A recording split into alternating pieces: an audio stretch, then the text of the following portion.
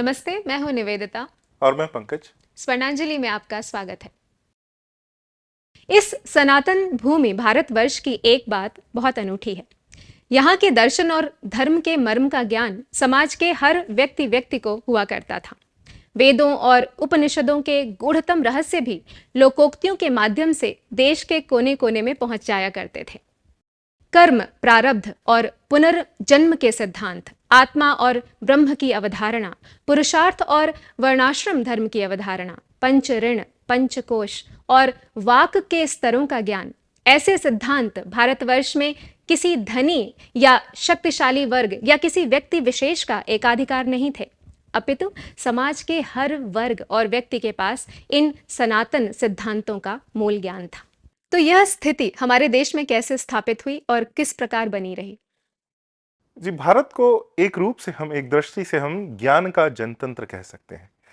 जो बात आपने अभी कही कि किस प्रकार से यहाँ का जो सर्वोच्च ज्ञान था और दर्शन था, वह व्यक्ति व्यक्ति तक, समुदाय समुदाय तक, देश के हर कोने तक पहुंच चुका था।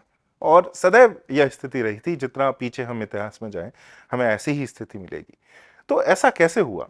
देखिए, एक प्रकार से अगर आप देखें, पश्चिम को देखें और दूसरे देशों और संस्कृतियों को देखें, तो एक इसका ढंग है तानाशाही से।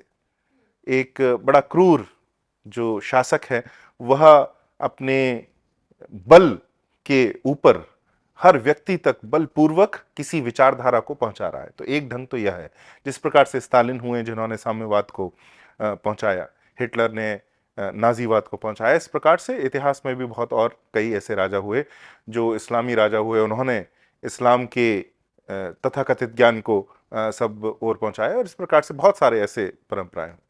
दूसरी ओर सनातन परंपरा है, जिसने ऐसा बिना करे हुए, बलपूर्वक तो बिल्कुल भी नहीं किया, बिना बल का प्रयोग किए हुए, कला का सहारा लेते हुए, कला के आधार पर सनातन धर्म के सर्वोच्च ज्ञान को हर व्यक्ति तक पहुंचाया है।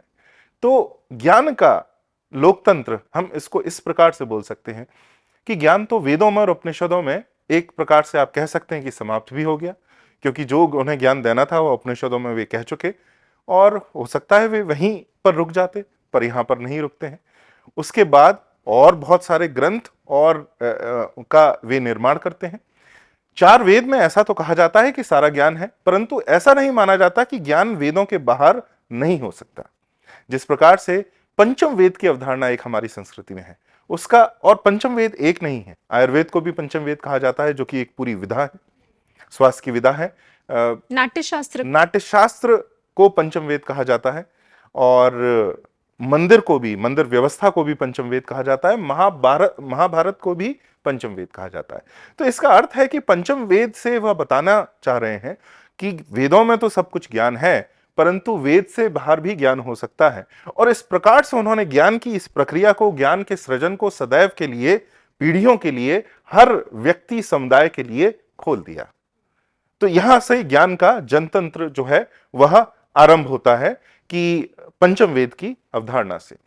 और इसके बाद उन्होंने एक के बाद एक ग्रंथों का निर्माण वे करते चले गए। निगम की अवधारणा है जो वेद है, तो फिर आगम की अवधारणा है जिसमें बहुत सारे और ग्रंथ हैं, और इस प्रकार से वह इस ज्ञान को आगे बढ़ाते गए। देखिए, महाभारत का जो लक्ष्य है वह यही है कि वेदों के ज्ञान को कथा के स्वरूप में लोगों तक पहुंचाया जाए। नाट्यशास्त्र का तो श्लोक ही है, आरंभिक श्लोकों में से एक श्लोक है जो कहता है कि अभी तक वेदों के ज्ञान से जो परे रहे हैं उन तक भी वेदों का ज्ञान पहुंचाने के लिए नाट्यशास्त्र की रचना हो रही है।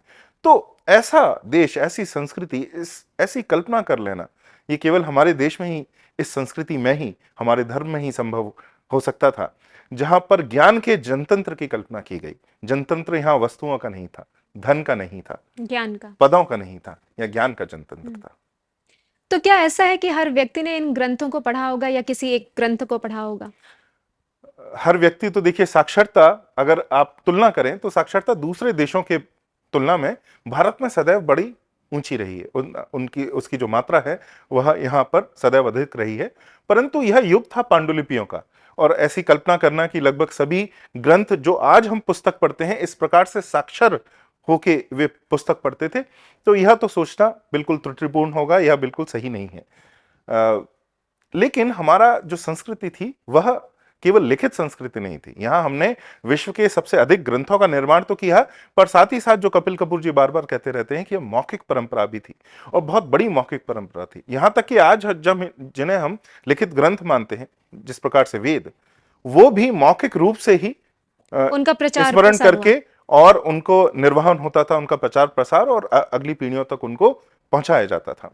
तो हमारी ये मौखिक परंपरा भी थी। इस रूप से यह ज्ञान सब लोगों तक पहुंचाया गया। इसी कारण से इतिहास और पुराणों की रचना हुई।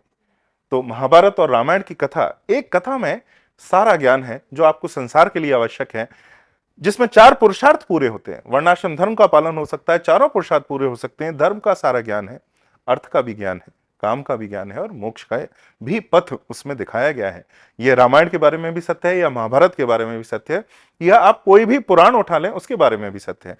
एक रूप से उनका जो तंत्र है वो ऐसा रहता है कि एक कथानक है, कथानक में बहुत सारी कथाएं हैं, जिसमें बीच बीच में उपदेश हैं, धर्म के ऊपर उपदेश हैं, राज्य नीति पर उपदेश हैं, दंड नीति पर उपदेश हैं, अर्थ नीति पर उपदेश हैं, नैतिक मौलिक मूल्यों पर उपदेश हैं, जो सार्वभौमिक तत्व हैं उन पर उपदेश हैं, और एक गीता जैसा ज्ञान ग्रंथ भी बीच में है।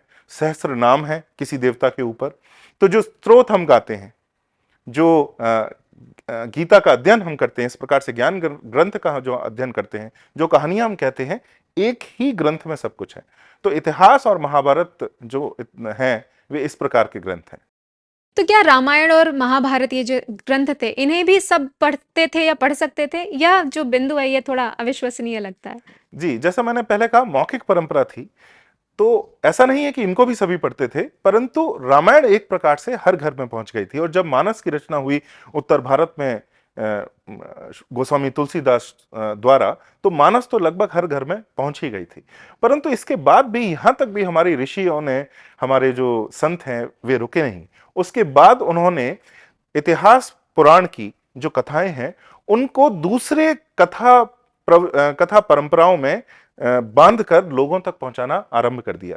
जिस प्रकार से पंचतंत्र की कथाएं थी, हितोपदेश की कथाएं थी, जातक कथाएं थी, जो नैतिक मूल्यों पर छोटी छोटी कथाएं जो 1 या 2 पृष्ठ में आज आ जाएं, इस प्रकार की कथाओं से, पशुओं की कथाओं से, पेड़ों की कथाओं से, प्रकृति को उसमें बहुत प्रतिबिंबित किया गया, और इनके पात्रों से वह जो गूढ़ ज्ञान है उसको लोगों तक पहुंचाने लगे। ऐसे बहुत सारी कथा परंपरा हमारे देश में रही हैं, जिस प्रकार से कथा सरित सागर है, शुक सप्तति है, दश कुमार चरितम है, इस प्रकार से बहुत सारी श्रृंखलाएं हैं। पूरे विश्व की जो सारे कथा परंपराएं हैं, ईसप्स फेबल्स, अरेबियन नाइट्स, ये सब, इनका सीधा जो कलीला और दिमना की कथाएं, ये सब भारत के पंचतंत्र या अथवा किसी और कथा परंपरा से हैं। इसका सीधा इसके अध्ययन है, शोध है, और वे सब पूरे विश्व की, जो पुराना विश्व कह सकते हैं, यूरोप, अफ्रीका और एशिया, यहाँ की सारी कथा परंपराएं सीधे भारत में अपना जो उद्गम है वे ढूंढती हैं। शोध से यह सिद्ध हो चुका है। अच्छा जी, तो यह वहां, ये परंपरा यहाँ से वहां गई। तो ईसप्स फेबल की जो प्रेरणा है वह पंचतंत्र और इसी प्रकार की कथा प्रवचन परंपराएं रही।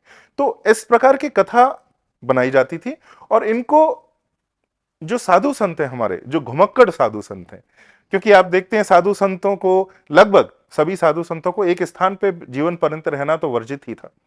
वे थोड़े थोड़े समय में, क्योंकि वह आसक्ति नहीं पालना चाहते थे, राग नहीं पालना चाहते थे, व्यक्तियों अथवा स्थान के साथ भी जो राग हमें होते ही हैं, तो धीरे धीरे वे अपना स्थान बदलते रहते थे, एक स्थान से दूसरी ओर स्थान जाते रहते थे। और जो धर्म की, ज्ञान की कथाएं हैं, जो वे हर दिन प्रतिदिन अपने गुरु से और समाज संस्कृति में सभी जगह सुनकर, सभी स्थान पर सुनते थे, वही कथाएं वे जन सामान्य में, देश के हर कोने कोने में, छोटे छोटे गांव में, छोटी छोटी गली में जाकर वे सुनाते थे, क्योंकि उन्हें अपने जीवन यापन के लिए भिक्षा मांगनी होती थी। जब वे भिक्षा मांगते थे तो ऐसी कथाएं सुनाकर ही मांगते थे। उन कथाओं को गीतों में, उन कथाओं को कविताओं में, उन कथाओं को लोकोक्तियों में, छोटी छोटी कथाओं में वे पूरे गांव में, देश के हर गांव में फैलाते थे। बच्चे जब, जो बालक बालिकाएं हैं किसी भी गांव के, जब ऐसे संत आते थे, तो उस समय तो मोबाइल और इंटरनेट इस प्रकार का कोई साधन नहीं था, तो वे उन संतों के पास ही पहुंचते थे और उनसे ऐसी कहानियां सुनते थे। यह कहानियां घर की स्त्रियां भी सुनती थी, और धीरे धीरे वह जो एकत्रित करती थी अपनी दादी माँ से सुनते हुए, समाज में सुनते हुए, इन साधुओं से सुनते हुए, यह वे अपने बालकों को और उनके बालकों को, अपनी संतति को सुनाते रहते थे।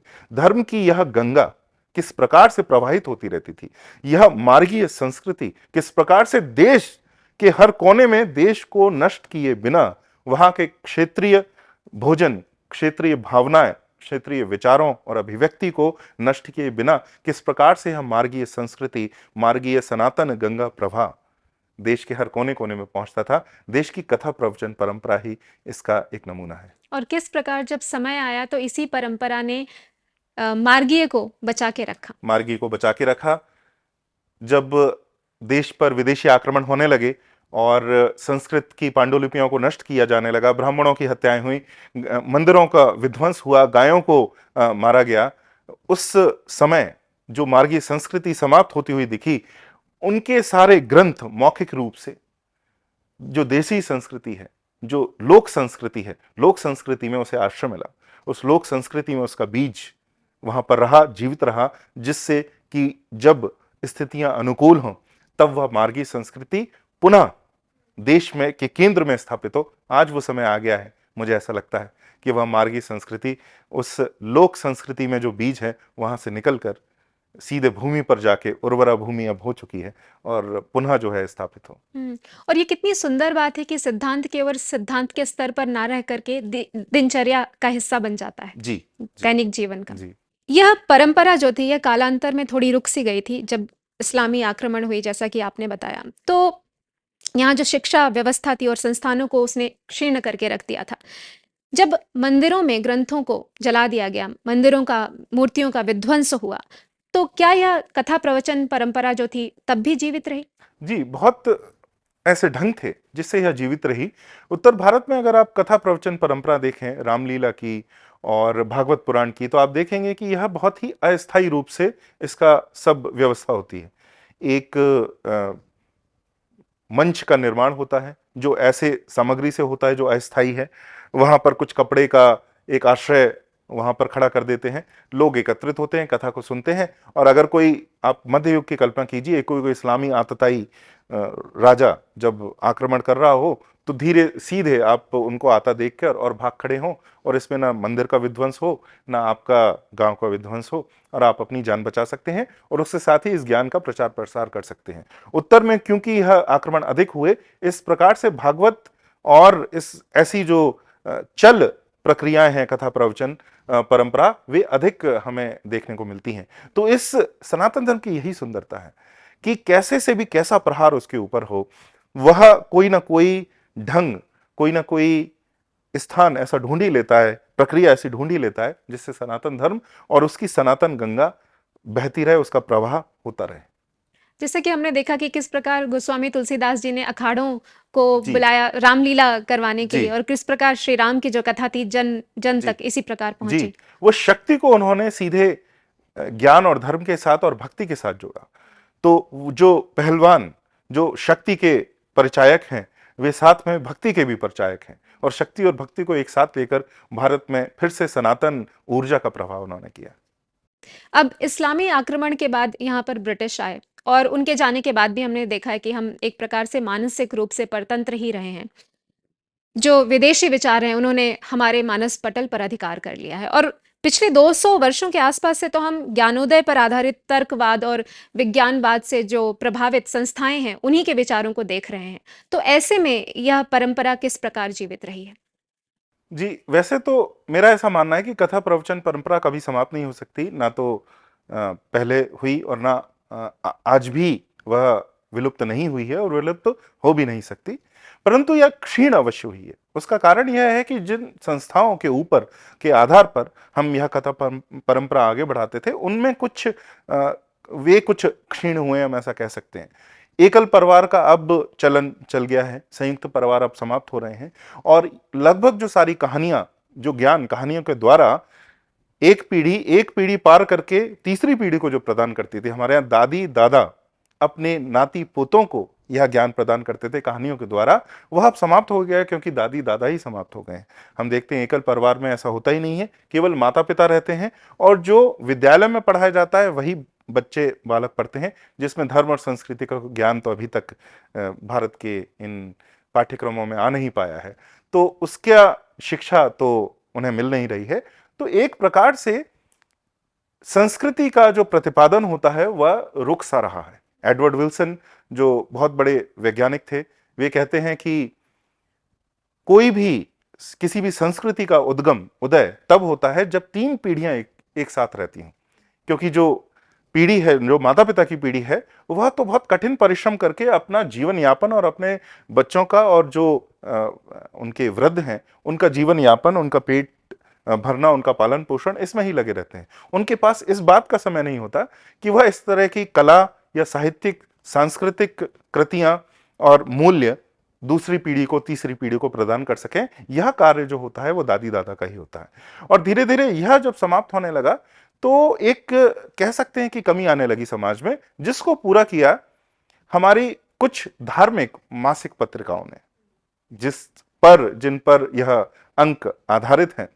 उन मासिक पत्रिकाओं ने जिन्होंने धर्म की ज्योति को जलाए रखा और आगे बढ़ाए रखा। हमारे यहाँ एक गांव में ऐसी एक उपाधि होती थी, जगत नानी, जगत दादी, जगत चाचा, जो सबके चाचा हैं, जिन्हें सभी चाचा कहते हो, जिन्हें सभी दादी कहते हो। तो इस प्रकार से उनको ऐसा माना जाता था कि वे सबके लिए ही दादी और उस पद का निर्वहन कर रहे हैं। तो इसी प्रकार से ऐसी मासिक पत्रिकाएं दादी नानियों के लुप्त होने के बाद उन्होंने स्थान लिया, जो दादी नानी का ही काम सब स्थान पर कर रहे हैं, सार्वभौमिक रूप से कर रहे हैं। तो इन्हें हम जगत नानी कह सकते हैं, ऐसी कुछ पत्रिकाओं को।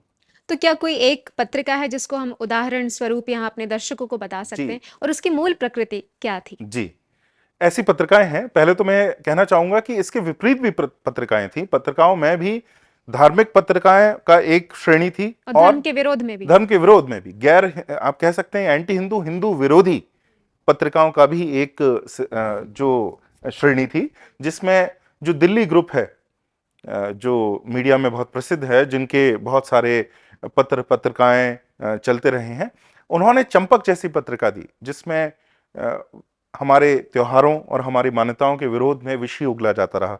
किस प्रकार से दिवाली में बालक पटाखों से जलकर उनकी मृत्यु हो जाती है, किस प्रकार से जुआ खेला जाता है, किस प्रकार से माता के जगराते में, माता की रात्रि में, नवदुर्गे में थोड़ा दुराचार होता है स्त्रियों के साथ में, उनको बहुत कठिनाई होती है, और कैसे जो कांवड़िए हैं यह चलते हुए सब लोगों को हानि पहुंचाते हैं, सब व्यक्तियों को हानि पहुंचाते हैं। इस प्रकार की कथाएं उसमें परोसी जाती रहीं। तो ऐसी कुछ पत्रिकाएं थी, सरस सलिल थी, कादम्बिनी भी थी, जो हिंदुस्तान टाइम्स की ही थी, परंतु वह क्योंकि किशोरी और किशोरावस्था के लिए थी, तो उसमें जिस प्रकार की कथाएं आती थीं वे बिल्कुल भी हिंदू और धार्मिक नहीं थी। परंतु कुछ ऐसी पत्रिकाएं थीं जो बड़ी धार्मिक थीं, जिस प्रकार से बालहंस करके एक पत्रिका आती थी जो साप्ताहिक थी और बहुत ही सुंदर। बालहंस की जो प्रकृति थी वह लोक संस्कृति में बहुत समाई हुई थी, लोक कथाओं का बाहुल्य था उसके अंदर, प्रदेश की, और उसमें राजस्थान और उत्तर भारत में, पश्चिमी जो भारत है वहां के क्षेत्रों की कथाएं उसमें बहुत कुछ रहती थी। तो उसका जो प्रथम मूल्य था वह बहुत क्षेत्रीय था, लोक संस्कृति से डूबा हुआ था। इस प्रकार से एक और पत्रिका थी जो चंदा मामा, जो बिल्कुल शास्त्र संगत थी, शास्त्र के सीधा सीधा ज्ञान वह कथाओं के द्वारा देती थी, और वह भी बहुत प्रसिद्ध पत्रिका हुआ करती थी। उसने भी धर्म की ज्योति को बहुत बहुत वर्षों तक लोगों के, व्यक्तियों के बीच में, बालकों के बीच में जगाए रखा, ज्योति को जलाए रखा, जबकि हमें यह अधिकार ही नहीं था कि हम धर्म की शिक्षा अपने बालकों को अपने विद्यालयों और विश्वविद्यालयों में दे सकें। परंतु इन सब से यहाँ अधिकार का अर्थ है कि आप स्टेट की बात कर रहे हैं ना? जी, राज्य जब हम बात करते हैं, क्योंकि हमारे संविधान में आप सीधे सीधे धर्म को नहीं पढ़ा सकते, पर एक बदलाव हुआ है। अभी IKS करके उन्होंने एक शब्द का प्रवेश करा दिया है, जो राष्ट्रीय इंडियन नॉलेज सिस्टम्स को, जो भारतीय ज्ञान परंपरा है उसका प्रवेश हो गया है। और भारतीय ज्ञान परंपरा के प्रवेश के कारण अब, क्योंकि जब आप भारतीय ज्ञान परंपरा की बात करेंगे तो धर्म की बात तो करनी ही होगी, तो एक प्रकार से वह स्थिति अब नहीं रही है, धीरे धीरे उसमें बदलाव आ रहा है। परंतु अगर हम 70, 80, 90 और 2000 के दशक की हम बात करें तो उस समय तो हम धर्म का सीधे मार्गदर्शन नहीं दे सकते थे अपने बालकों को। और उस समय में ऐसी धार्मिक पत्रिकाओं ने बालहंस, चंदा मामा, और जिस पत्रिका के बारे में यह अंक जिसके बारे में है, नंदन, इन पत्रिकाओं ने धर्म की ज्योति को जलाए रखा। सबसे संतुलित पत्रिका इन सभी में से नंदन हुआ करती थी। उसका कारण यह है कि यह एक ओर तो धर्म में डूबी हुई थी, पौराणिक इतिहास की कथाओं में डूबी हुई थी, और दूसरी ओर वह विश्व के जो संस्कृतियां हैं, जो साहित्य हैं, जो सभ्यताएं हैं, उनका ज्ञान भी एक रूप से सदैव अपने पाठकों को कराती रहती थी। तो यह बहुत सुंदर बात थी नंदन के बारे में। स्वयं बोध और विश्व बोध। स्वयं बोध और विश्व बोध की अगर हम बात करें तो वो दोनों ही प्रदान करती रहती थी जी। इस पत्रिका की जो मूल प्रकृति है वो धर्म आधारित थी, धर्म से ही प्रेरित थी। जो सारी कथाएं इसमें उठाई जाती थी वो कहीं ना कहीं उपनिषदों से, पुराणों से, इतिहास से, और इनसे ही प्रेरित जो दूसरी कथा प्रवचन परंपराएं वहां से थी। तो जो स्वयं बोध है यह बड़ा प्रगाढ़ हो जाता है। मैं यह भी कह सकता हूं कि मेरे जीवन का स्वयं बोध नंदन ने ही कराया है। मेरा नाता किसी बड़े मठ के साथ नहीं था, मेरा नाता किसी बहुत बड़े देवालय, किसी मंदिर परंपरा के साथ नहीं था, मैं किसी बड़े गुरुकुल में कभी नहीं जा पाया। कोई उस आयु में, जब मैं 7-8 वर्ष का था, जब मैंने नंदन पढ़ना आरंभ किया, उस समय मैं किसी महान गुरु के पास भी नहीं था। तो उन सब के अभाव में इन पत्रिका ने, नंदन ने ही धर्म की ज्योति को मेरे जीवन में, मेरे मन में प्रज्वलित किया और उसे प्रज्वलित किए रखा। वह धर्म का बीज जो वहां से पड़ा, वह आगे जाके वह कभी भी कह सकते हैं कि बेकार नहीं हुआ, और उसके बाद वह जीवन में और प्रस्फुटित हुआ। तो नंदन एक मासिक पत्रिका है और हर ऐसी पत्रिका में स्तंभ होते हैं। नंदन में भी स्तंभ हैं।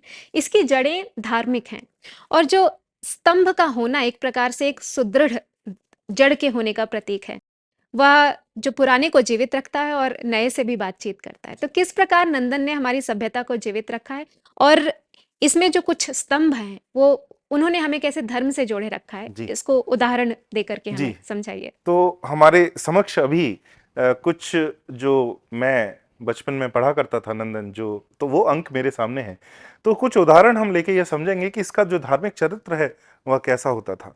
जिस प्रकार से यह अक्टूबर 2000 का यह अंक है, और जो सर्वप्रथम जो कथाएं इसमें होती थी, जिस तरह से शाप बना वरदान, ऋषि पुरावसु की कथा है इसमें। इसी अंक में एक दूसरी कथा है जो श्री रामचरित मानस से सीधे ली गई है। उसका एक प्रसंग है, जटायु का प्रसंग है, और जटायु के प्रसंग को वो कथा में बता रहे हैं। और यह सब लेखक हैं, जो लेखक इन कथाओं को कहीं ना कहीं पढ़ते हैं, पुराण में, इतिहास में पढ़ते हैं, और उसको बड़े सरल शब्दों में, जो 7 या 8 वर्ष का बालक बालिका समझ सके, उन शब्दों में उन्हीं कथाओं को पुनः उकेरते हैं। तो 70 से 80% जो कथाएं नंदन में होती थी वे सीधे इतिहास अथवा पुराण से उठाई होती थी या उपनिषद से उठाई होती थी। नचकेता की कथा मैंने नंदन में ही पहली बार पढ़ी। लोमश ऋषि, नारद ऋषि, पाराशर, जामदग्नि, इन महान ऋषियों के नाम मैंने यहीं पर प्रथम बार पढ़े। जो सारे देवी देवता हैं उन सबके नाम, उनकी पूजा पद्धतियां, उनके स्वरूप पहली बार नंदन में ही मुझे पढ़ने को मिले। तो धर्म का इस प्रकार से स्तंभ देवी देवताओं की कहानी और ऋषि मुनियों की कहानी, क्योंकि देवी देवता की कहानी के साथ ऋषि मुनियों की कहानी भी बहुत रहती थी, प्रतापवान राजाओं की कहानी भी बहुत रहती थी, जो ऐतिहासिक भी हैं, और हमारे मिथक जो हैं उनमें भी उनका नाम बार बार आता है। तो इस प्रकार से उसका जो प्रथम आधार है बड़ा धार्मिक होता था। इतिहास, पुराण, उपनिषद में उसका हम जड़, उसको हम ढूंढ सकते हैं। फिर हम जो उसका स्तंभ है, ऐसी कथाएं रहती थी जिसमें धर्म गुरुओं से सीधे ज्ञान हमें मिले। तो बहुत आश्चर्य की बात लगेगी आज के पाठकों को कि श्री स्वामी निश्चलानंद सरस्वती जी, जो आज पुरी शंकराचार्य आज भी हैं, उनकी कथा सीधे नंदन में प्रकाशित होती थी। दूसरा राजा करके यह कथा है, यह अंक है मई 2000 का, और इसमें इनकी कथा सीधे मिथिला के राजा वैधी शरण सिंह, उनके कथा के द्वारा इसमें सीधे यह कथा बताई गई है। तो सीधे धर्म गुरुओं का आदेश, एक प्रकार से मुझे तो उस समय यह स्मृति भी नहीं थी कि ये जो स्वामी जी हैं, बस एक सम्मान था कि यह कोई स्वामी है, पर ये कौन है, ये कौन गुरु हैं, इनका क्या महत्व है, मुझे उस समय कुछ भी पता नहीं था, परंतु उनका आदेश, उनका उपदेश बालकों को नंदन के द्वारा मिलता रहता था। नैतिक मूल्यों को देखा जाए तो किस प्रकार सहज सरल भाषा में जी बालक बालिकाओं तक पहुंचाना, और जी, ये विधा आसान नहीं है। यह विधा आसान नहीं है, क्योंकि बहुत क्लिष्ट वो श्लोक हैं। देखिए, अगर आप महाभारत को भी पढ़ें और रामायण को भी पढ़ें, सीधे श्लोक हैं, और कुछ तो पुराण ऐसे हैं जिनका हमें गद्य आज भी उसका स्वरूप नहीं मिलता। तो उस संस्कृत में पढ़ना, फिर उसको 7 वर्ष का बालक समझ पाए ऐसी भाषा में उतारना कुछ आसान काम, कुछ सरल काम नहीं है। सरल नहीं। जो इस पत्रिका के संपादक, उनकी हम बातचीत करेंगे। लगभग इन जब मैंने नंदन पढ़ना आरंभ किया 1992-93 से, और 2003-04 तक जब मैं पढ़ता रहा, तो वह जयप्रकाश भारती जी एक बहुत ऊंचे संपादक, हम उनकी भी बातचीत करेंगे आगे जैसे हम इस विश्लेषण में बढ़ते हैं। वे संपादक रहे और उन्होंने हमारे जीवन में उस धर्म की ज्योत को जलाए रखा। दूसरे जो इसमें स्तंभ था धर्म का, भक्ति काव्य इसमें बार बार पुनः पुनः आते थे। जिस प्रकार से जयदेव की कथा, गोस्वामी तुलसीदास की स्वयं की कथा, और जगन्नाथपुरी की कथा, जो मंदिरों के महात्म्य होते थे, जो स्थल पुराण होते थे, स्थल पुराणों को भी बार बार उसमें लिया जाता। तो यहाँ पर सीधे जो 18 पुराण हैं वहां तक वे सीमित नहीं रहते थे। जो देवालय हैं, जो मंदिर हैं, उनके स्थल पुराणों को भी पढ़ के, पुरी के स्थल पुराण को और कई मंदिरों के स्थल पुराण को, उनकी कथाओं को ले लेके इसमें दिया जाता था। तो स्थल पुराण हमें यह श्रेणी होती है, मुझे तो बड़े होकर पता चला, परंतु उससे पहले वे सारी कथाएं, वे सारा ज्ञान मुझ तक पहुंच चुका था। वह, और उनके चित्र भी संपादित करते थे ये। जी, उनके चित्र भी संपादित करते थे। वह भी एक धर्म की बहुत बड़ा स्तंभ हम कह सकते हैं। कल्याण में, कल्याण जो गीता प्रेस गोरखपुर की जो पत्रिका है, उसमें हर अंक में किसी देवी देवता का बड़ा सुंदर कोई किसी पारंपरिक शैली में चित्र आता था, जिसको आप सीधे फ्रेम करा सकते थे और अपने घर में उसकी पूजा, उसकी अर्चना करना आरंभ कर सकते थे। उसी प्रकार नंदन में किसी देवी देवता का, माँ सरस्वती का, माँ लक्ष्मी का, माँ पार्वती का, अथवा किसी भी देवी देवता का एक चित्र हर अंक में आता था, और जिससे कि आप उसको निकाल के सीधे उसकी पूजा अर्चना भी कर सकते हैं। तो यह स्तंभ बालकों के, इसका अर्थ ये होता था कि हम उसको फेंक नहीं सकते थे। हमारा जो सम्मान है उसके प्रति इतना बढ़ जाता था। ये पत्रिकाएं इसलिए भी घरों में बची नहीं क्योंकि उनमें देवी देवताओं के चित्र, देवी देवताओं के कथाएं बार बार थीं। तो हम उसको आज जो डस्टबिन में हम फेंक देते हैं पृष्ठों को और विद्या को, उस समय हम इतनी सरलता से यह नहीं कर सकते थे। उसका कारण कि इसमें देवी देवताओं के इस प्रकार के चित्र होते थे। दूसरा, इसमें जो पारंपरिक शैली की चित्रकला है और धर्म से जो जुड़ी हुई हैं, जिस तरह से पटचित्र जो बनाए जाते हैं आज भी, उड़ीसा की जो शैली है और बहुत ही सुंदर शैली है, वह पटचित्र आपको इसमें देखने को मिलते थे। और देश की अलग अलग मधुबनी जो चित्रकला है, जो अलग अलग देश में हर भाग में, कोने में है, वह चित्रकला भी इसमें देखने को मिलती थी। यह भी एक धर्म का ही स्तंभ था। हम एक और बात देखते हैं कि जो मुस्लिम लेखक थे, जी वह भी धर्म की जी कथाएं लिखते थे और जी संस्कृत निष्ठ हिंदी में लिखते थे। जी, तो इसमें ऐसे नंदन में हर दूसरे तीसरे अंक में किसी मुस्लिम लेखक की कथा होती थी, परंतु वह ऐसा युग था कि वे मुस्लिम लेखक भी पुराणों की कथाएं ही लिखते थे, और उसको बिना विकृत किए हुए, पुराणों का जो आदेश है उसको मानते हुए भी वैसी कथाएं लिखते थे। इसका अर्थ यह नहीं है कि इस्लाम में यह संभव है। इसका अर्थ यह है कि भारत में ऐसी संस्कृति थी कि इस्लाम का प्रभाव इतने गहराई तक हमारे समाज में, हमारे साहित्य पर नहीं हो पाया था। और उस समय यह नहीं कहा जाता था कि एक मुस्लिम लेखक का पुराणों को लिखना एक बहुसंख्यक का, कह सकते हैं, उसका दबाव है या बहुसंख्यक संस्कृति है। नहीं, नज़्मा हेपतुल्ला जी की कुछ कथाएं मैंने इसमें पढ़ी हैं जो पुराणों की ही हैं। वे, हम उनके व्यक्तित्व की बात ना करें, परंतु जो उनकी जो कथाएं हैं इसमें होती थी, वे सीधे पुराणों और इतिहास से ली हुई ही होती और थी। ऐसा तब करना जब शिक्षा तंत्र, जैसे कि हमने बात किया, और बहुत जो राजनीतिकरण लोग कर सकते थे, कर इस सकते थे, और वह समय ऐसा था जब धर्म सिखाने का आदेश हमारे विद्यालयों और विश्वविद्यालयों को नहीं था। तो उस समय भी सनातन जो जड़ें थीं इतनी ठोस थीं कि उन्होंने इस प्रकार के स्तंभ हमें दिए। फिर एक स्तंभ हुआ करता था जो चित्रकला, जो तेनालीराम की कथाएं जिसमें हमें दी जाती, चित्रों के साथ एक कथा, वह स्तंभ हर मास चलता था। और उसका एक नंबर भी दिया जाता था, उसका अंक भी दिया जाता था कि 377, 378, 391, जिससे हमें पता चले कि और कितने ऐसे अंक आए हैं जिसमें तेनालीराम की कथा हुई है। और हमें कुतूहल होता था कि हम पिछले अंकों में जाके भी तेनालीराम की कथा करें। और तेनालीराम की जो कथा है उसमें धर्म का ही उपदेश है, जिसमें सार्वभौमिक तत्व जो हमारे धर्म के हैं, दर्शन के, जो हमारे मौलिक मूल्य हैं, उनका ज्ञान बालकों को कराया जाता था। तो तेनालीराम की कथाएं भी एक बहुत प्रसिद्ध स्तंभ, धार्मिक स्तंभ हुआ करता था। फिर शास्त्र की कथाएं तो बहुत होती थी, लोक कथाओं का बाहुल्य था। तो शास्त्र आधारित थी यह पत्रिका, परंतु 25 से 30% लोक कथाएं भी इसमें होती थी। और यह देश की नहीं, विदेश की भी होती थी, जिसके बारे में हम बाद में भी चर्चा करेंगे। परंतु लोक कथाओं का इसमें बाहुल्य था। और एक और स्तंभ हुआ करता था कि प्राकृत की कथाएं इसमें सीधे हुआ करती थी। जैसे एक हरिभद्र सूरी जी जो 8वीं शताब्दी के कवि हुए हैं, उनकी कृति को 4 पृष्ठों में, उस समय की क्या भाषा रही होगी, प्राकृत, प्राकृत भी पद्य में होगी, उसको 4 पृष्ठों में गद्य में 7 वर्ष के बालक को समझाने लायक भाषा में ढाल लेना, यह कोई सामान्य कार्य तो नहीं है, यह बड़ा ही असामान्य कार्य है। बड़े धर्मनिष्ठ, बड़े कर्तव्यनिष्ठ व्यक्ति जयप्रकाश भारती की भांति वे ही ऐसा कर सकते थे। तो उन्होंने इसमें प्राकृत की भी कथाएं होती थी, केवल संस्कृत की नहीं। अगर कोई वामपंथी टिप्पणीकार इसको इस प्रकार से इसकी व्याख्या करना चाहे तो वह भी नहीं होगी, या इसमें प्राकृत और संस्कृत दोनों प्रक्रियाएं थी। क्षेत्रीय इतिहास बहुत हुआ करता था, जिस प्रकार से राजस्थान का, बुंदेलखंड का, बघेलखंड का, गुजरात का, मारवाड़ का, इस प्रकार से हर क्षेत्र की कहानियां यहाँ पर भरपूर हुआ करती थी।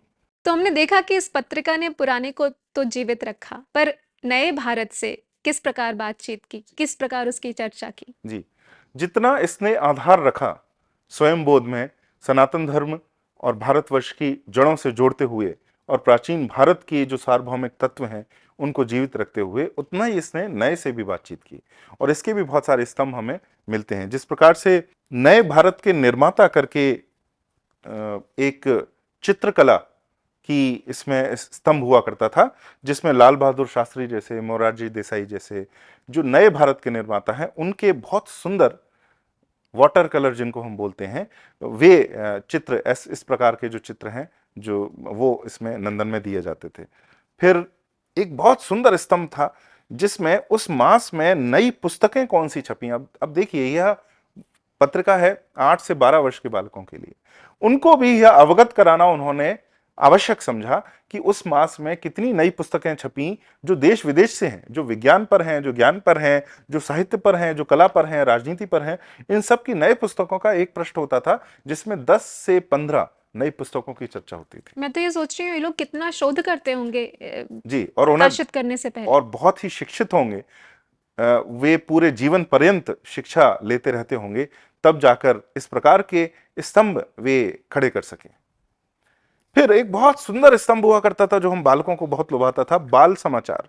तो पत्रिका के बिल्कुल बीचों बीच में थोड़ा सा अखबार जैसा पृष्ठ में 4 पृष्ठों का यह बाल समाचार हुआ करता था, समाचार पत्र की तरह, जिसमें छोटी छोटी इस प्रकार की बर्फ की दीवार, पानी कम क्यों है, समझदार कुर्सी, विदेशी चोटी पर तिरंगा, इस प्रकार की जो सूचनाएं होती थी वह बालकों को दी जाती थी, जो उनके लिए उपयुक्त समझा जाता था। कुछ एक लोकोक्ति अथवा सुभाषित वहां पर संपादकीय के स्थान पर होता था। तो इस प्रकार से यह भी एक बहुत सुंदर स्तंभ था जो नए की बात कर रहा है। अब एक बात मैं करना चाहूंगा जो मेरे लिए, जिसने मेरे पूरे जीवन को बदल कर रख दिया। एक तो इसकी धर्मनिष्ठ जो पुराण और इतिहास की कथा है, जो मेरे जीवन के उन आरंभिक वर्षों में हम जैसे सभी बालकों की, हजारों सहस्र बालक ऐसे होंगे, बालक बालिकाएं ऐसे होंगे जो नंदन को पढ़ के उनका धर्म में जो उनका स्वयं बोध है वह बहुत गाढ़ा हुआ। उसी ओर, जैसा हमने कहा कि यह पुराने को तो जीवित रखता था परंतु नए से बातचीत करता रहता था, उसी ओर यह एक ओर तो स्वयं बोध को बहुत प्रगाढ़ करता था। तो हमारे केंद्र क्या है, हमारी जड़ें क्या हैं, हम कौन हैं, इसको बहुत प्रगाढ़ बनाता था, इस भाव को। दूसरी ओर विश्व बोध को, एक ओर तो स्वयं बोध को प्रगाढ़ बनाता था, दूसरी ओर विश्व बोध को भी बहुत प्रगाढ़ बनाता था।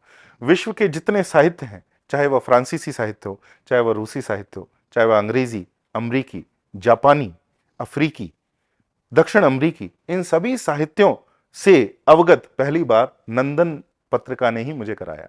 तो विश्व बोध जो मेरा है वह नंदन पत्रिका के कारण ही हुआ। बाद में जब मैं आयु में बड़ा हुआ तो इन कृतियों को मैं ढूंढ ढूंढ के उनके मूल में पढ़ना मैंने आरंभ किया। मेरा साहित्य की जो यात्रा है, साहित्य को ढूंढने की, साहित्य पढ़ने की, वह नंदन से ही आरंभ हुई। और नंदन ने 1 दशक से भी अधिक मेरे अंदर उस प्रक्रिया को जीवित रखा और उसके बाद तो वह प्रक्रिया अब जीवन पर्यंत हो गई। परंतु पहला मेरा जो नाता है विश्व साहित्य से, जिसमें विश्व का सबसे सर्वश्रेष्ठ साहित्य मेरे सामने आता था, वो नंदन के ही द्वारा आता था। ये कैसे आता था मैं आपको बताता हूँ। एक तो विदेशी परिकथाएं, जो परिकथाएं हमारी भारतीय भी होती हैं और पुराणों की भी जो कथाएं थी, इतिहास की भी कथा थी, विदेशी परिकथा वे बहुत बताते थे। हर बार किसी अलग, जिस प्रकार से हैंस क्रिश्चियन एंडरसन एक बहुत बड़े परिकथा लिखने वाले जो डेनमार्क के हैं, उनकी कथाओं को वे एक पृष्ठ में लघु रूप में देते थे। इस प्रकार से अलग अलग देशों में जाके अलग अलग परिकथाओं को देते थे। विदेशी लोक कथाओं को भी देते थे, कभी मलेशिया की, कभी जर्मनी की, कभी ब्रिटेन की। इस प्रकार से विदेशी लोक कथाओं का भी इसमें बाहुल्य हुआ करता था। पर मेरा जो सबसे लोकप्रिय स्तंभ हुआ करता था वह मैं अपने जीवन को, अपने बचपन को इससे दूर नहीं, इससे परे नहीं दे सकता। विश्व की महान कृतियां, इस स्तंभ का नाम था विश्व की महान कृतियां।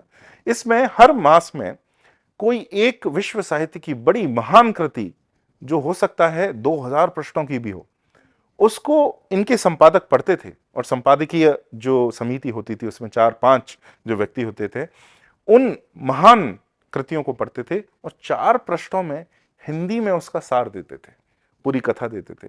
अब आप कल्पना कीजिए, यह हमें बहुत आसान लग सकता है कि 4 पृष्ठों में उसका जो लघु रूप से देना, परंतु उस समाज का, साक्षरता का, उसके ज्ञान का, उसकी शिक्षा का स्तर देखिए, जिसमें ऐसे पढ़ने वाले बालक थे 8 वर्ष से 12 वर्ष तक, जो कि विश्व की महान कृतियों को यहां पर पढ़ सकते थे और पढ़ना चाहते थे।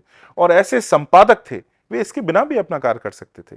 कहीं से कहानी उठा के छाप सकते थे, उसको थोड़ा सा संपादित करके छाप सकते थे, परंतु बड़े से बड़े विश्व के हर कोने से जो ज्ञान का सृजन हुआ है, उसको उनके पाठकों को, उनके बालकों को, बालक पाठकों को पता चले। इस कारण से वे इतना परिश्रम करते थे, विश्व की महानतम कृतियों को पढ़ते थे अंग्रेजी में अथवा किसी और दूसरी भाषा में, उसको हिंदी में लघु रूप में 4 पृष्ठों में देते थे। यह आप कल्पना करके देखिए कि आज यह ऐसा ऊंचा लक्ष्य उन्होंने प्राप्त किया था उस समय में। आज अगर हम ऐसा कोई भी एक छोटा सा यह प्रयास ही करना चाहें तो इसमें एक पूरा कह सकते हैं कि एक टीम लगेगी, जिसमें 10 से 12 व्यक्ति कम से कम लगेंगे। इसमें करोड़ों का जो हमें बजट लगेगा, उसके बाद यह कार्य पूर्ण होगा। उसके बाद भी कदाचित यह स्तर नहीं आ पाएगा जो इस छोटी सी बालकों की पत्रिका के संपादक ने उस समय प्राप्त किया था। तो मैं कुछ बस नाम पढ़ के सुनाऊंगा, यहां पर हम अंत कर सकते हैं। इसके बाद स्टीफन क्रेन, जो अमेरिकी साहित्य के बड़े प्रसिद्ध लेखकों में से एक रहे हैं, उनका जो कृति है the red Baij of courage, और यह पुस्तक जब मैं बड़ा हुआ तो मैंने मूल में इसको क्रय करके पढ़ा। रेड बैज ऑफ करेज की जो लघु रूप से कथा है वह इसमें दी गई। फरवरी 2000 की बात है। और आप ये देखेंगे कि इसमें जो चित्र होते थे, जब पुराणों की कथाएं होती थी तो जो चित्रण होता था, जो कला होती थी, पूरी देशज थी, भारतीय उसमें जो कलाकृति रहती थी, भारतीय चित्र रहते थे। और जब ये विश्व साहित्य की बात करते थे तो वे इतने कर्तव्यनिष्ठ थे कि उस देश में कैसे लोग होते हैं, उनका पहनावा कैसा होता है, उनका भोजन कैसा होता है, वहां कला कैसी है, वहां पर चित्रकला कैसी है, वैसी ही चित्रकला यहां पर पुनः वह स्थापित करते थे। दोनों शैलियों को वह लाते थे। और आप सोचिए उसमें पर यह इंटरनेट का युग नहीं था उस समय। यह पता करना कि वहां की चित्रकला शैली कैसी है, वहां की संस्कृति कैसी है, और उस प्रकार की चित्रकला यहां पर पुनः प्रकाशित करना, यह कोई छोटा मोटा कार्य नहीं था। इस प्रकार से ही परिश्रम लगता होगा या करने में। जी, परिश्रम और ऐसा दृढ़ निश्चय धर्म के प्रति और अपने कर्तव्य के प्रति। यह एक बोध कर्तव्य बोध जिनमें बहुत ही प्रगाढ़ है, वे ही ऐसा कर सकते हैं। और साहित्य के प्रति प्रेम, कला प्रेम, के प्रति प्रेम। प्रेम, वो जी। प्रेम से भी कह सकते हैं कि स्पंदित है, और उसके बाद अपने कर्तव्य बोध से भी कि उन्हें धर्म और यह ज्ञान उन्हें बालकों तक पहुंचाना है। वे अपने वेतन बहुत आसानी से ले सकते थे, इससे कम कार्य करके भी ले सकते थे, परंतु इसके बाद भी उन्होंने धर्म के स्तर को, साहित्य के स्तर को, सभ्यता और संस्कृति के स्तर को उन बालकों के मन में इतना ऊंचा बनाए रखा, वर्षों तक बनाए रखा। यह बहुत ऊंची बात है। अलेक्जेंडर पुश्किन, रूसी जो बहुत बड़े कवि और लेखक रहे हैं, उनका द कैप्टन्स डॉटर, यह पुस्तक भी मैंने बड़े होकर मूल में पढ़ी, तो यह इसमें इस अंक में है। फिर मार्क ट्वेन जो अमेरिकी साहित्य के सबसे बड़े लेखकों में से एक हुए हैं, इनकी रफिंग इट जो बहुत ही प्रसिद्ध एक कृति है, वह इसमें बताई है। स्पेन की महान कृति लासारो एक करके है, बहुत प्रसिद्ध कथा है, वह स्पेन की साहित्य भी हमें इसमें देखने को मिलता है। एनिड ब्लाइटन जो बालकों के लेखक रहे हैं, बालक बालिकाओं के लिए लिखते थे अंग्रेजी साहित्य के, उनकी जो फेमस 5 और सीक्रेट 7 जो श्रेणियां थीं और जो कथाएं थीं, वह उनमें से कुछ कुछ को बार बार यहाँ पर ये लाते थे। द सीक्रेट आइलैंड एक उनकी कृति है, उसका उन्होंने इसमें लघु अनुवाद यहाँ किया है। फिर समरसेट मॉम जो अंग्रेजी पुनः एक जी साहित्यकार, बहुत बड़े साहित्यकार, जो भारत भी आए, रेजर्स एज और ऑफ श्रेष्ठतम ह्यूमन कृति है। बॉन्डेज, जी श्रेष्ठतम कृतियां जो उन्होंने कही, उनका भी यहाँ पर हमें कृति देखने को मिलती है। यह उनकी रचना प्रिंसेस सितंबर 1998 में हमें पढ़ने को मिलती है। फिर चार्ल्स डिकन्स जो अंग्रेजी साहित्य के सबसे प्रगाढ़ स्तंभों में से एक हैं, चार्ल्स डिकन्स की ग्रेट एक्सपेक्टेशंस, यह पुस्तक भी मैंने बड़े होके मूल में पढ़ी, यह पहली बार मैंने नंदन में ही पढ़ी थी। फिर हम देखिए स्वर्णांजलि का एक अंक और बहुत प्रमुख अंक रहा है मानस का हंस जी। अमृतलाल नागर जी का नाम मैंने पहली बार नंदन में सुना और पढ़ा।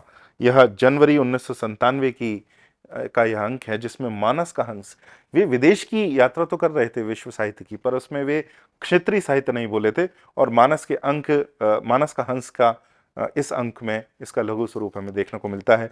तुलसीदास जी का जीवन किस प्रकार से कितना कठिन रहा और दुखों से परिपूर्ण रहा, उसके बाद भी उन्होंने कैसा भक्ति ग्रंथ का सृजन किया, यह इस अंक से ही नंदन ने ही पहली बार मुझे अवगत कराया।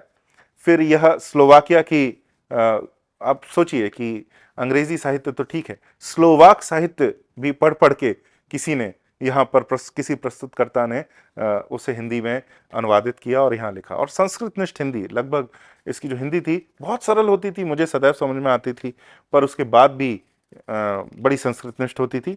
लुइजा मे अल्कॉट जो बहुत ही प्रसिद्ध हैं, अंडर द लाइलैक्स उनकी एक कृति है, और उसको भी इसमें हमें संस्करण मिलता है। अयोध्या सिंह उपाध्याय हरिऔध जो हिंदी साहित्य के बहुत बड़े स्तंभ रहे हैं, अपने युग के प्रसिद्ध कवि लेखक, इनकी रचना प्रिय प्रवास को खड़ी बोली हिंदी का पहला महाकाव्य माना जाता है, और इस महाकाव्य को 4 प्रश्नों में उन्होंने पहली बार नंदन से ही मुझे अवगत कराया। कदाचित इस महाकाव्य पर भी हम स्वर्णांजलि के किसी और अंक में चर्चा करेंगे। स्कंदगुप्त जयशंकर प्रसाद जी को भी मैंने पहली बार नंदन के अंदर ही पढ़ा। मराठी साहित्य के स्तंभ विश्वास पाटिल, उनका अंक भी पहली बार, उनका नाम ये मुझे बड़े होकर पता चला कि वे उस साहित्य के बहुत बड़े, भारत के क्षेत्रीय जो साहित्य है उनके भी स्तंभों को उन्होंने अनदेखा नहीं किया और उसको भी नंदन में लिया। 1993 में मैंने पहली बार इसको पढ़ना आरंभ किया था, तब तो से ये है। आपने संजो के रखी है तब से? जी, क्योंकि मैं इसको कभी फेंक नहीं पाया, कई कारणों को जो मैंने बताया, इसमें देवी देवताओं के चित्र हैं, और यहाँ विश्व बोध मेरा जो बना वो मैं कभी इस नंदन से हटाकर मैं नहीं देख सकता। फारसी की एक कथा गुलिस्तां शेख सादी की, वह भी इसमें पढ़ने को मिलती है। बंकिम चंद्र, बंगाली साहित्य का एक बहुत बड़ा स्तंभ, बंकिम चंद्र चट्टोपाध्याय की दुर्गेश नंदिनी की संक्षिप्त कथा। दुर्गेश नंदिनी बहुत ही सुंदर कृति है, हम कदाचित उसको कभी हम चर्चा कर सकते हैं स्वर्णांजलि के अंदर। उनको भी पहली बार मैंने पढ़ा। और ऑस्कर वाइल्ड जो बड़े होके हमने उनकी बहुत सारी कथाएं पढ़ी, the picture of Dorian Gray, उनको भी पहली बार मैंने यहीं पढ़ा है। तो इतना ऊंचा स्तर था।